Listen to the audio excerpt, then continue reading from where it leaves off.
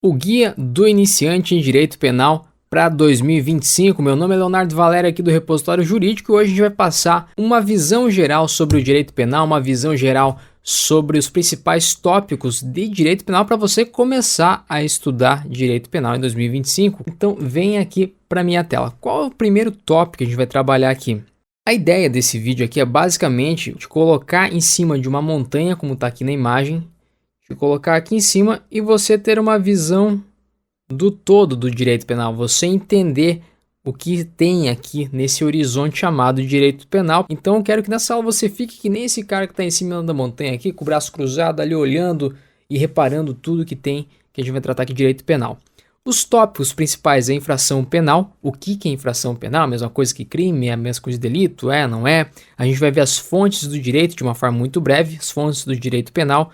A gente vai ver parte do Código Penal também, o que é esse Código Penal, como estudar o Código Penal, preceitos do crime, é uma conceituação aqui básica para você entender, principalmente na parte de crimes, lá da parte especial do Código e da onde se tem crime, a previsão de um crime, mas você entendendo esses conceitos, você vai estudar com muito mais facilidade, você vai entender muito mais o que está falando ali do direito penal e principalmente você vai gravar mais rápido as informações para acertar na sua prova e para entender o que ali está pedindo. Também divisões de um crime, nessa parte aqui principalmente, e como estudar direito penal com uma dica de ciclo de estudo muito boa aqui.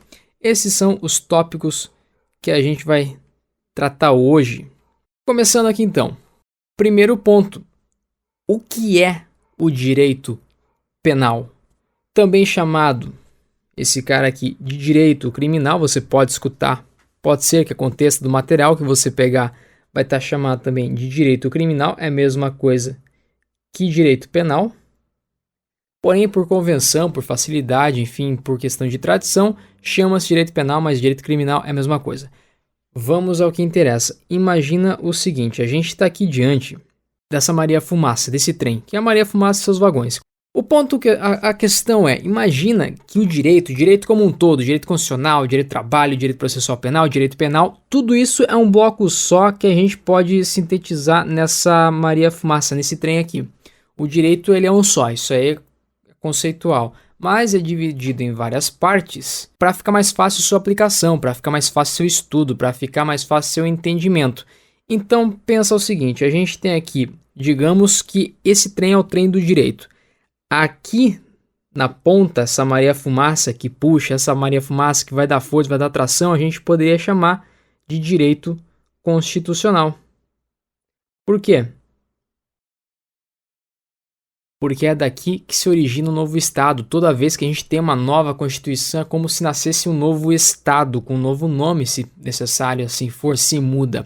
E é ali que vai estar todas as diretrizes, ou seja, as leis antigas que existiam e passam por essa peneira da nova Constituição, se elas forem inconstitucionais, elas não poderão mais existir.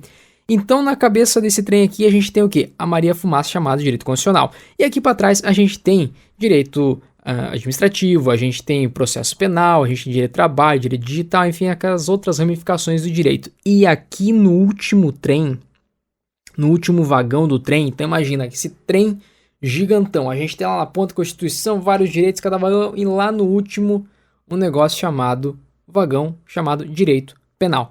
Por que ele está aqui no último, Leonardo? Direito penal. Porque quando a gente fala de direito penal, direito criminal, tem que ser uma pequena parcela de todo esse direito, de todo esse arcabouço jurídico, só uma pequena parcela, um pequeno fragmento do direito, e aí a gente tem lá o princípio da fragmentariedade. Inclusive, eu chamo você para assistir as duas aulas que a gente tem aqui no canal sobre princípios do direito penal, que a gente aborda esses princípios, e lá fala o direito da fragmentariedade, que é uma pequena porção de direitos que deveriam ser tutelados, que devem ser protegidos pelo direito penal. E além do mais, ele está aqui no último, por causa que a gente tem o direito penal como a última ratio. O direito penal ele deve ser a última instância, depois que todas essas outras aqui não foram capazes de resolver um problema, controlar um problema social que nós temos que levar, e que seja interessante punir de uma maneira mais severa com o direito penal, até restringindo a liberdade, a gente deixa aqui por último para o direito penal. Então, para você entender, o direito penal, apesar de ele ficar lá para trás e ser uma pequena porção de toda essa parte chamada direito, é um dos mais importantes. Por quê? Porque pode ser que a pessoa tenha a sua liberdade restrita, pode ser que ela tenha até bens restritos com a pena ainda de prisão, de privação de liberdade. Além do mais, o direito penal ele também é chamado de direito das condutas ilícitas.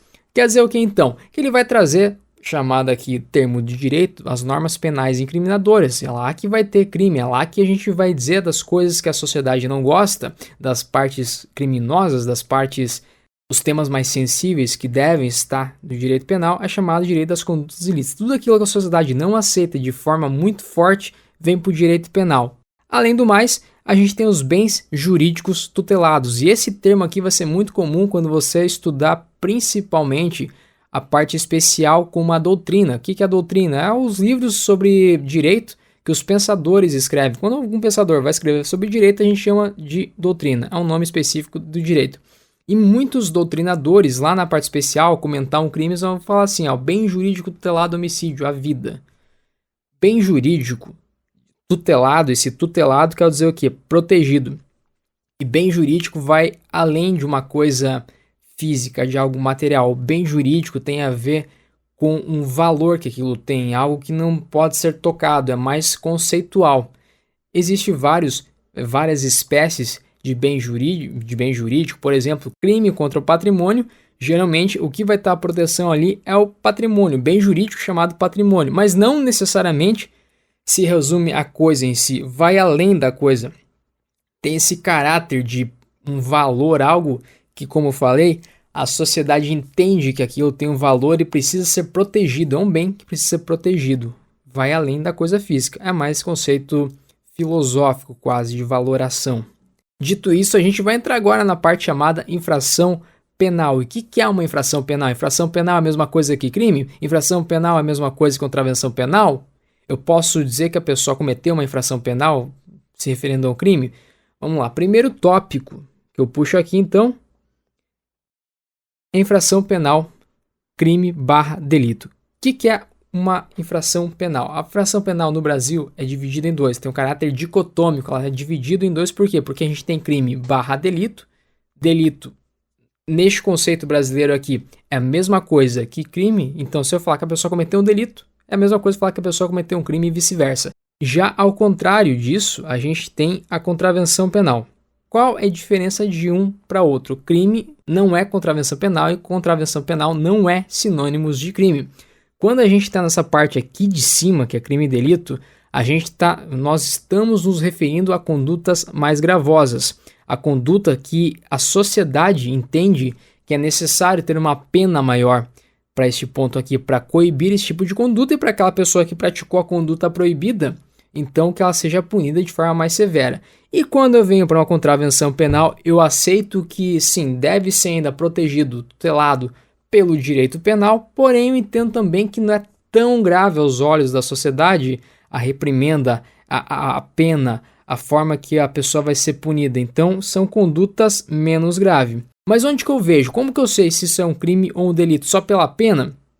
A principal diferença que a gente tem de um crime, de um delito, de um crime ou contravenção penal, é na espécie de pena. Primeiro ponto. Então a gente vai ter aqui em cima duas espécies de pena. A pessoa que comete um crime, a pena dela vai ser ou uma reclusão,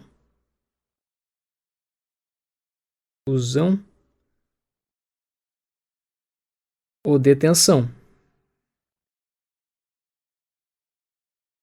Já uma pessoa que comete uma contravenção penal, ela não vai ser nem reclusa e nem detida. Ela vai ser o quê? Sofrer uma pena de prisão simples. Prisão simples não é prisão, você não vai para a cadeia por cometer uma infração penal. Prisão simples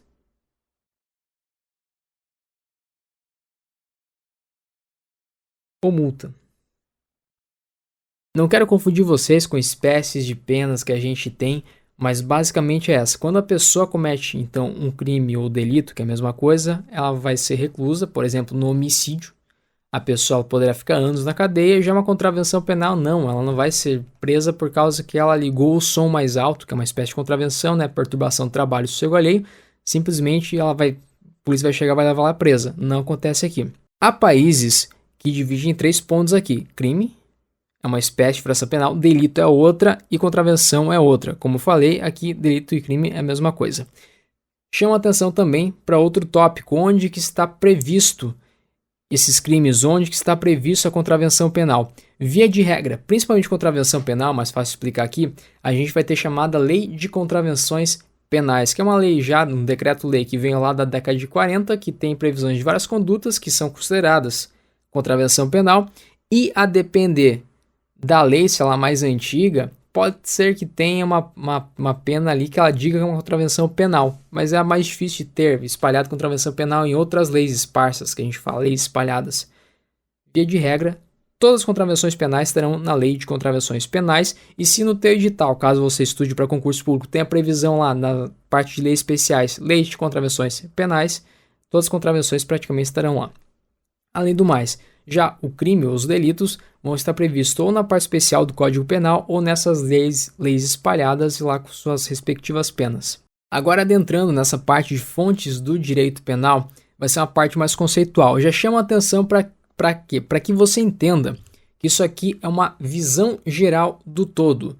É incomum que venha fontes de direito penal, um assunto desse, por mais que esteja previsto no edital, venha questões para cargos mais básicos, como os de carreiras policiais, ou a depender do concurso público aí que tiver direito penal, para cargos que não sejam de natureza jurídica, que são aqueles cargos que exigem que você tenha uma formação em direito. Geralmente, esse tópico aqui vem cobrado em prova para concursos jurídicos, para promotor, delegado, juiz, defensor, por aí vai. Mas é interessante você saber, entender principalmente do que a gente vai abordar aqui, de como se cria um crime. Como que se cria uma conduta, uma escrita para dizer que aquilo é uma conduta criminosa? Da onde se origina tudo isso e quem pode falar sobre isso? Então, sobre essa parte, quem pode falar sobre isso? Nas fontes do direito, a gente vai ter aqui a fonte, né, na espécie formal e material. Vou tratar primeiro da material aqui por ser mais fácil, mais breve. Então, a fonte material do direito penal diz respeito a quem pode versar, quem pode escrever, quem pode criar leis sobre direito penal. Então a gente tem aqui material ou caráter de produção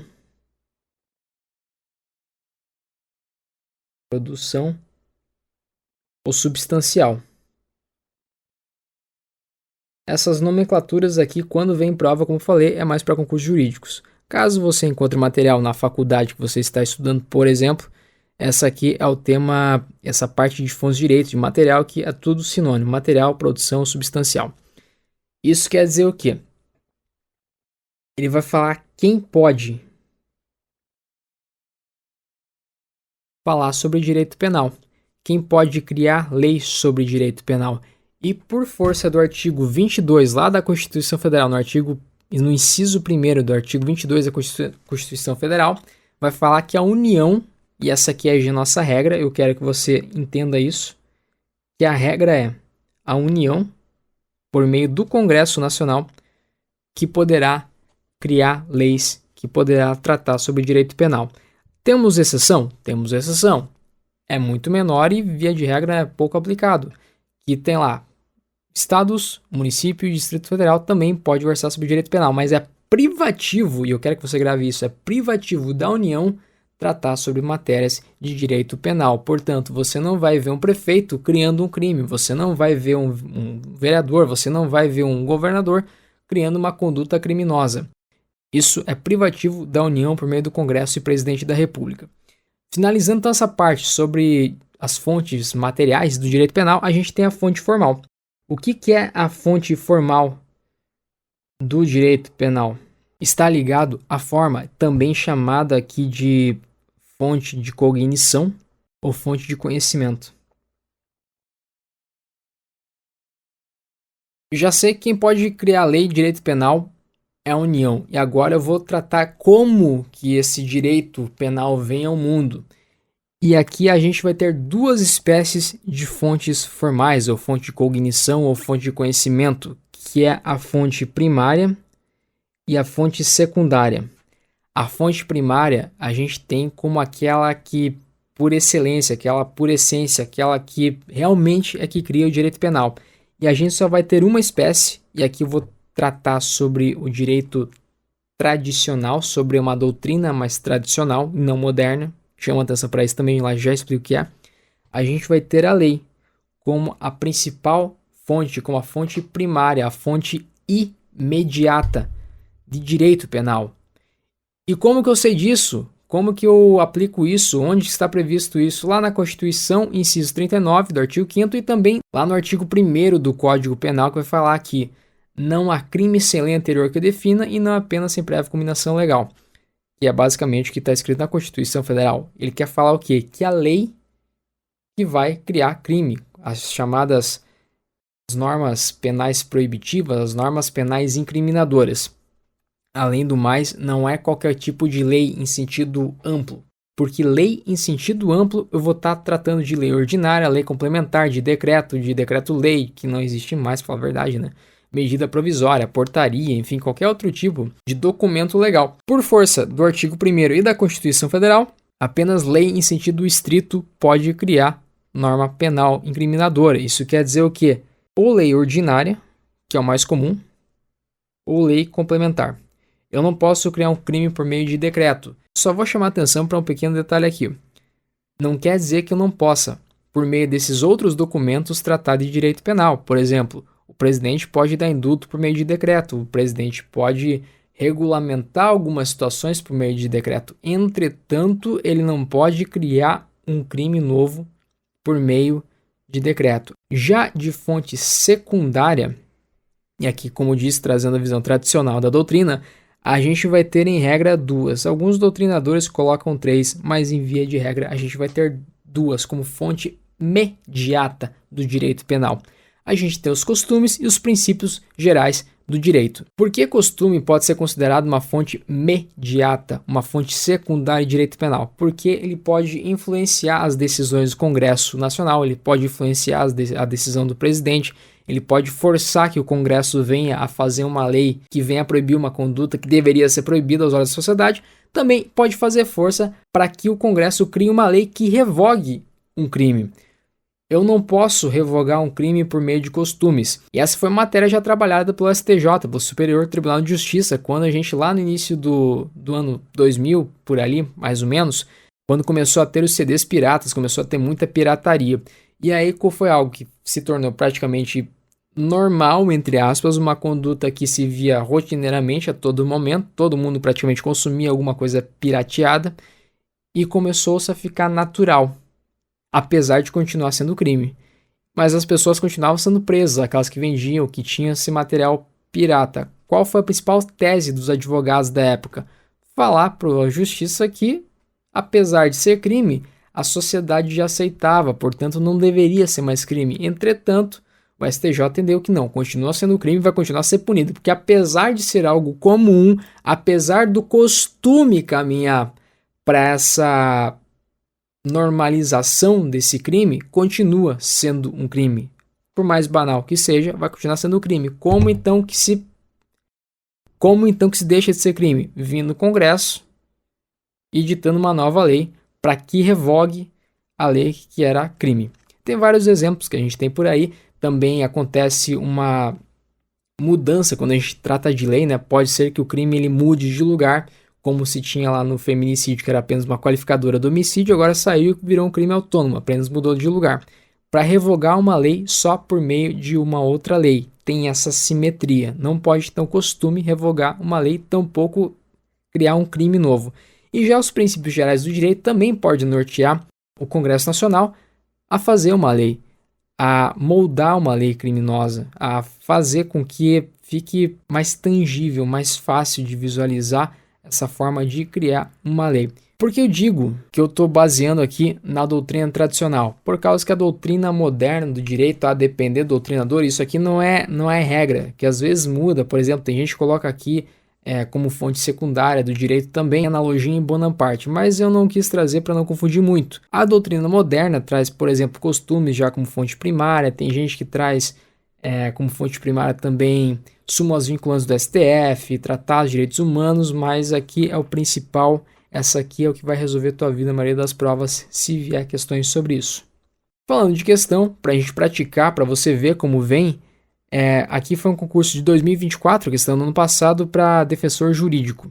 Fonte do direito penal é de onde provém, de onde se origina a lei penal. As fontes do direito penal podem ser materiais, ou substanciais, ou de produção, e podem ser formais, ou de conhecimento, ou de cognição. São considerados fontes material e formal, respectivamente. Ele quer na sequência. Alternativa é A, o município, o costume. B, o Estado, como a União e a lei. C, o governo e os princípios gerais do direito. Ou D, o município e a equidade. Pausa para você responder. Gabarito correto. Letra B. Por que letra B? Porque ele está pedindo respectivamente a fonte material e a fonte formal. Fonte material, que a gente está falando aqui, está trazendo a regra, não pediu exceção nenhuma, então a gente vai para a regra. Fonte material é a União por força do artigo 22 da Constituição Federal, que é o único que pode privativamente versar sobre o direito penal, e a lei, que é a fonte formal, fonte primária e imediata formal sobre direito penal. Entrando agora para a principal fonte do direito penal, a gente tem o Código Penal, e o Código Penal é lá da década de 40, entretanto, ele foi reformado em 1984, principalmente a parte geral. Por que a parte geral? Porque o Código Penal é dividido em duas partes. A gente tem a parte geral do Código e a parte especial. A parte geral do código vai tratar, como bem fala o nome, das partes gerais, não tão específicas, lá que a gente vai ter legítima defesa, lá que vai ter o conceito de que vai trazer sobre conduta, lá que ele vai trazer sobre dolo ou culpa, lá que ele vai trazer também alguns princípios, as espécies de pena, a parte de concurso de crimes, quando isso acontece no mesmo contexto, dois crimes, o que se faz, e outros detalhes, principalmente do artigo 1º até o artigo 29 do Código Penal. Se você estuda para as carreiras policiais, são artigos extremamente importantes que geralmente caem em provas. Já a parte especial do Código Penal vai tratar sobre os crimes em espécie. Então, é lá a partir do artigo, aqui no Código Penal, a parte geral, a gente começa então no artigo 1º e vai até o 120. E quando a gente trata do Código Penal, parte especial, a gente vai do artigo 121 até o artigo 359-T. Precisa estudar tudo isso, Código Penal, de cabo a rabo? Não precisa. Tem alguns detalhes apenas, tem alguns pontos da lei que você precisa estudar para a tua prova de concurso. Quando a gente trata, então, das normas penais incriminadoras, quando a gente trata propriamente dito de crimes, a gente vai trabalhar na parte do Código Penal, essa parte especial aqui. E quando a gente fala que existe um crime, o crime tem alguns preceitos, mais especificamente, dois preceitos, o preceito primário e o preceito secundário. O preceito primário nada mais é do que a conduta, a descrição da conduta. Aqui vai estar descrito o que é um crime. Artigo 121, matar alguém. Lá vai estar descrito a conduta que é matar alguém. E já o preceito secundário, para ser considerado um crime, é a pena. Ou seja, não basta eu ter a conduta. Não basta eu dizer o que a pessoa faz que é um crime. Eu preciso também ter a pena. Essa parte de baixo é mais conceitual, geralmente vem em concursos jurídicos.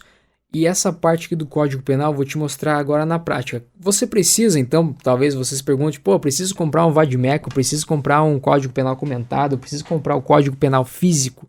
Não, para você estudar de maneira muito mais fácil, inclusive com a certeza de que você está estudando com material atualizado, você vem aqui para minha tela que eu vou te mostrar. Você abre teu Google, aqui, google.com.br, vai aparecer na barra de pesquisa, simplesmente vai escrever o Código Penal ou principalmente aqui, CP de Código Penal e dá Enter. Primeiro o link vai aparecer aqui, é o link do Planalto. você clica nele, é o Decreto-Lei 2.848, que ele é antigo, porém foi reformado. E esse aqui é o nosso Código Penal. E aqui a gente tem a parte geral, como falei, que começa aqui no artigo 1º, não há crime sem lei anterior que define, não aprenda sem prévia combinação legal. Vai passar por alguns pontos, teoria do crime, considera-se quando que se considera o crime, o tempo, o lugar do crime, princípios da territorialidade, vai falar do crime, nexo causal. E lá no artigo 121 vai começar a parte especial do código, que é a parte que vai versar sobre os crimes. Parte especial, e já começa aqui, ó. Primeiro crime, matar alguém. Preceito primário. Preceito secundário, reclusão de 6 a 20 anos. É um exemplo. E aqui continua. E ele é dividido nessas partes aqui, ó. Crimes contra a vida, logo mais para frente aqui no ciclo 5 vai começar crimes contra o patrimônio. E ele tem essa divisão. Não precisa estudar tudo, precisa olhar o que está no teu edital, o que a banca cobra, e aí você vem para cá. E por que eu digo que é interessante você estudar por aqui? Principalmente para você ler, para você buscar a informação correta. Por causa que ele é atualizadíssimo. Isso aqui é o site do governo, do Planalto. Ou seja, se a lei ela é promulgada, a partir do momento que tiver vigência, ela já vai estar aqui. Se o teu material é do início de 2024, não vai nem existir esse crime aqui, que é o 121A, que é o do feminicídio. Que antes era uma qualificadora, já vou explicar o que é isso, e passou para cá para virar um crime autônomo. Tanto é que a maior pena que a gente tem hoje no direito penal é 40 anos do feminicídio. Por isso que é importante você estudar com material atualizado, esse aqui é gratuito. Você pode até imprimir também, enfim, para estudar, para rabiscar, mas aqui já resolve muito a tua vida. Voltando aqui para a tela, para o meu tablet. Parte de divisão de crime. Essa parte aqui eu quero que você entenda para justamente quando você vier estudar aqui no Código Penal a parte especial ou até mesmo as leis esparsas, você ficar familiarizado e entender o que esse termo quer dizer. Eu já vou te mostrar aqui na prática com o crime de homicídio, que vai ter vários exemplos. A gente tem a divisão de um crime dentro do crime. Pode existir várias partes. Pode ser um crime simples, ou seja, a gente tem o caput. O que é o caput do artigo? É isso aqui, ó. Esse aqui é o artigo. Como que eu faço para buscar quando estou com o Código Penal um artigo? Você dá um Ctrl F ou F3, Ctrl F ou F3, vai abrir essa abinha de pesquisa aqui em cima e você escreve ART. Ponto. Aqui eu quero 121, ele já vai mostrar ali, ó, 121. Vai mostrar as variações. A forma mais rápida para tu achar o artigo aqui dentro de qualquer lei que esteja no Planalto. Essa parte aqui eu estou falando da forma simples do crime. Tanto é que está escrito aqui, ó, homicídio simples, matar alguém, reclusão 6 a 20 anos. Além dessa divisão, e isso aqui a gente chama de caput, a gente pode ter os artigos. O que é o artigo da lei? Essa minhoquinha aqui, ó. Isso aqui a gente chama de... a gente chama de parágrafo, essa minhoquinha. E aqui embaixo dessa minhoquinha a gente tem os incisos, que são explicações do parágrafo. Então a divisão é caput, parágrafo, inciso e pode ter as alíneas, que são as letras. Saindo da forma simples, a gente tem aqui então, por exemplo, uma forma privilegiada que poderá ter. Uma forma privilegiada é também chamada uma forma de diminuição de pena. É um privilégio que a pessoa ganha, mas tem que estar previsto em lei. A gente vai ter lá, por exemplo, no artigo 155, que é furto. Aqui no crime de homicídio, no caso de diminuição de pena, a gente chama de homicídio privilegiado. Por quê? Porque vai ter uma redução de pena. Além dessa parte aqui de diminuição, a gente tem a forma qualificada. O que é qualificado? É um aumento de pena, não é nem aumento de pena, é outro tipo de pena mais alta que a lei já mostra. Pô, como assim a lei já mostra? A gente tem aqui no caput, reclusão 6 a 20 anos, homicídio simples. Homicídio qualificado, reclusão de 12 a 30. Por quê? Porque a forma que aconteceu esse crime, a intenção da pessoa, já é mais repugnante, já é algo que o direito tem que proibir. Então ele dá uma pena mais alta ainda. Qual a diferença para um aumento de pena que pode ter aqui, eu já vou te mostrar, para homicídio qualificado, então, ou para uma forma qualificada, um aumento de pena para qualificado. Na forma qualificada, você não precisa fazer conta, porque a pena já vai estar lá. Já num aumento de pena, ou até mesmo uma diminuição de pena, você vai ter que fazer continha. Que lá vai estar escrito redução de 1/3 a 2/3 da pena do caput. Ou se não, aumento de pena de 1 a 2/3. Isso aí é a previsão legal. Como eu expliquei aqui então, forma privilegiada, qualificada e aumento de pena que acontece, a gente tem no homicídio também. Na parte aqui no final, a gente tem um aumento de pena. Ó, no homicídio culposo, a pena aumentar de um terço se o crime é com resultado de observância, enfim, por aí vai. Já vai ter que fazer continha no aumento de pena. Além disso, a gente pode ter uma previsão culposa também de um crime. E essa parte culposa de um crime, não pode existir um crime sem que tenha essa previsão legal. Portanto, se a pessoa comete algo e é crime culposo, ele tem que estar previsto em lei. E se não tiver previsto em lei, não é crime culposo. Simples assim, a pessoa não responde. Por exemplo, não existe furto culposo, não existe essa modalidade culposa, mas existe lesão corporal culposa, existe homicídio culposo, existe receptação culposa. Por quê? Porque a gente tem previsão legal da forma culposa. Além disso, pode ter também no artigo da lei ali a previsão da espécie de ação penal. Por quê? Por causa que lá, agora misturando um pouco com o processo penal, a gente tem as espécies de ações. E a depender da espécie de ação, vai seguir um rito ou vai seguir outro rito. Vai precisar de uma representação ou não vai precisar de uma representação. Por exemplo, no homicídio você não precisa representar. Não precisa a vítima, caso for uma tentativa, ou algum familiar, chegar lá e fazer o BO na intenção de representar para que o Estado puna, para que o Estado investigue. Ele é de ação penal pública. Em via de regra, sempre vai ser essa ação penal pública. Quando o legislador entender que deve ser outro tipo de ação penal, que nem a gente tem lá nos crimes contra a honra, ele vai falar assim, ó, é um crime, a gente pune, porém precisa a vítima se manifestar. A título de exemplo, aqui artigo 145 dos crimes contra a honra. Nos crimes previstos neste capítulo, crimes contra a honra, somente se procede mediante queixa, salvo aqui a ação penal privada, inclusive. Salvo quando caso de 140, lesão corporal, enfim, daí cai para a regra geral. Mas a previsão é essa. Então, em regra, a gente vai ter aqui, na espécie de ação penal, ação penal pública incondicionada, a depender da situação, ação penal condicionada da pública ou ação penal privada. Por fim, indo para a última parte da nossa aula, como estudar direito penal. E essa parte é muito importante por causa que você, a depender da forma que você adota teu estudo, você vai levar mais tempo, você vai demorar muito para acabar direito penal e não é isso que a gente quer. A gente quer celeridade na hora de estudar. Então, primeira pergunta, preciso estudar todo o CP, todo o Código Penal? A resposta é não. Você não precisa estudar todo o Código Penal, você não precisa estudar nem todas as leis. Por exemplo, o teu edital tem lá noções de direito penal e também tem uma matéria chamada noções de leis especiais ou leis extravagantes, que tem, a gente chama no direito de leis extravagantes, leis penais extravagantes ou leis penais especiais, aquelas leis que não estão dentro do Código Penal por causa que ela não se encaixaria direito no Código Penal. Às vezes o tema é tão sensível que precisa de mais artigos para explicar sobre aquela conduta. Sobre a lei de drogas, a gente vai ter parte administrativa dentro da lei de drogas, a parte criminal e outras espécies administrativas.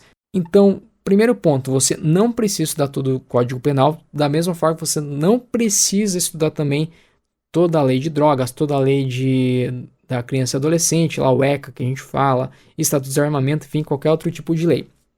Você tem que se ater primeiro ao que teu edital pede, que geralmente ele vai restringir, e segundo, aqui a banca cobra que vai estar mais restrito ainda para você aumentar essa probabilidade de estudo, de você acertar a questão na hora da prova, até porque você tem várias matérias para estudar. Preciso estudar a parte geral e depois a parte especial? Pô, essa aqui é uma das melhores de todas. Essa dúvida aqui, geralmente o pessoal pensa que é lógico. É lógico, vou começar a estudar direito penal, então, e depois a parte geral, e depois eu vou para a parte especial. E você não precisa, depois dessa aula de hoje, que você entendeu esses pormenores, principalmente essa parte aqui de essa conceituação da divisão de um crime, essas classificações aqui, esses termos que vai estar dentro de uma lei, de um crime da lei especial, da parte especial, você não precisa um para depois do outro, já pode começar a estudar junto a parte geral e a parte especial. Você vai se motivar mais para estudar direito penal e principalmente você vai mais rápido. Isso você monta, você organiza dentro do teu ciclo de estudos. Como que eu insiro o direito penal na minha rotina de estudos? Aqui até repetir a última parte para ser enfático mesmo. Primeira coisa, como eu expliquei, não precisa estudar uma parte por vez. Você já vai colocar pelo menos as duas juntos para andar mais rápido se você quiser. você monta um ciclo de estudos que condiz com a tua realidade. Então, no teu ciclo de estudos, digamos que você tem lá português, aí você coloca constitucional. Aí, para ser didático, você vai fazer uma divisão. Você vai colocar o direito penal geral, que é direito penal parte geral. Aí você coloca alguma outra matéria aqui, alguma outra matéria aqui. E aí você coloca direito penal parte especial. Aí você já vai rodando junto essas matérias aqui. Sendo mais prático ainda, é interessante você... Deixa eu trazer para cá. Esse aqui é o organizador de estudos. Você tem que montar um ciclo de estudos que seja condizente com a sua realidade. O que é ser condizente com a sua realidade? É você saber em qual nível de estudo que você está, mas estou começando agora, tenho nível nenhum. Pô, ótimo, já é um nível de estudo. Porque a maior falha que a gente pode cometer na hora de estudar para um concurso público, principalmente, é a gente adotar ciclos de estudo, cronograma de estudo, plano de estudo de outras pessoas que estão em níveis diferentes que o nosso.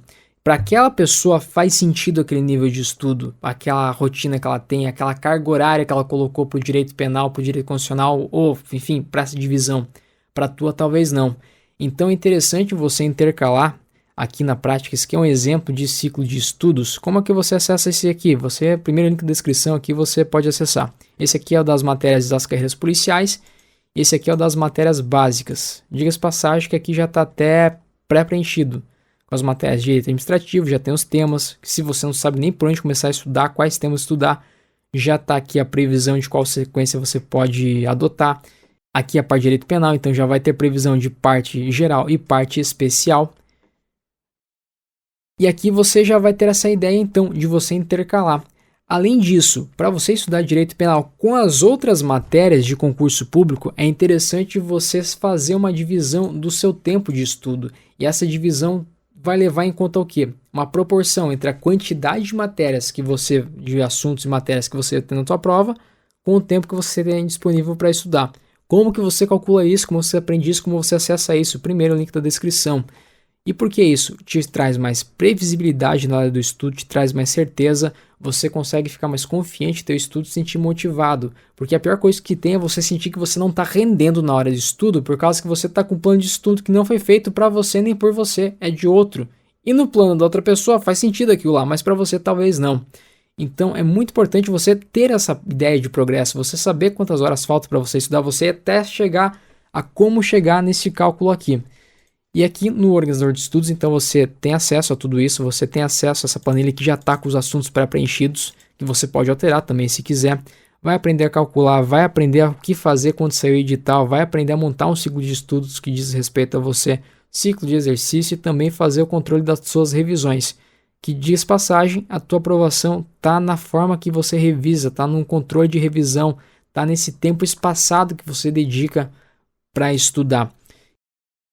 O que eu tinha para trazer hoje aqui era essa parte, esse guia introdutório de direito penal e principalmente inaugurar essa série chamada Básico do Básico, que a gente vai trazer aqui para o canal do Repositório Jurídico sobre temas diversos de direito, aqui direito penal, enfim, a gente vai trazer de outras áreas também, que é para trazer essa noção. Portanto, não esqueça de dar o seu joinha e se você não é inscrito no canal, se inscrever e clique no primeiro link da descrição.